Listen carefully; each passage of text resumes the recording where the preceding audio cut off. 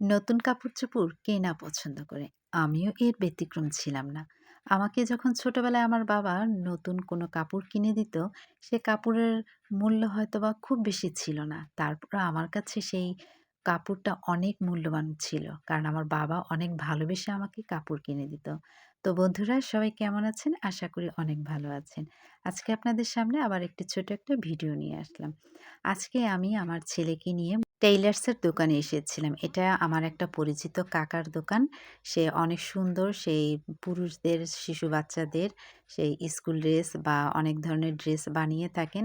তা আমি এই কাকার দোকানেই মূলত এসেছি ওর জামাটা বানানোর জন্য। কারণ স্কুলে যেহেতু ওকে ভর্তি করিয়েছি, স্কুল ড্রেস তো তৈরি করে দিতে হবে। কারণ স্কুলের হেডমিস্ট্রেস বলে দিয়েছেন যে খুব দ্রুত স্কুল জামা তাড়াতাড়ি বানাতে হবে। তো আর কি করার ম্যাডামের কথা মতো সেই টেইলার্সের দোকানে নিয়ে আসলাম ছেলেকে তার স্কুল জামা বানানোর জন্য। কাকাকে বললাম, "কাকা যেন খুব সুন্দর হয় স্কুল জামাটা।" কাকা বলল, "আচ্ছা কোনো চিন্তা নেই, আমি সুন্দর করে বানিয়ে দেব।" তারপরে যখন কাকার কাছে জিজ্ঞাসা করলাম যে কাকা কত খরচ হবে? তা এত বড় একটা অ্যামাউন্ট আমি কখনো কল্পনাও করিনি। আসলে ছেলেদের কাপড়-চোপড় বানাতে একটু খরচ বেশিই পড়ে।